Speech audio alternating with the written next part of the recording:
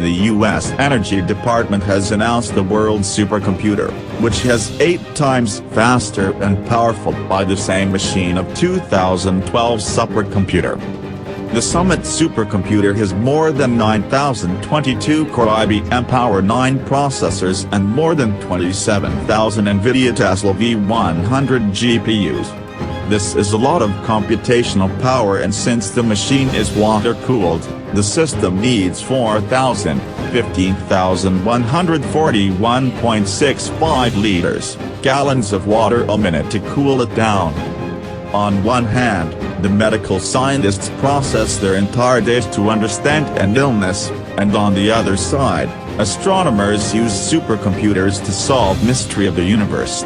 China, Japan, Britain, and Europe are also working to build maximum artificial intelligence supercomputer.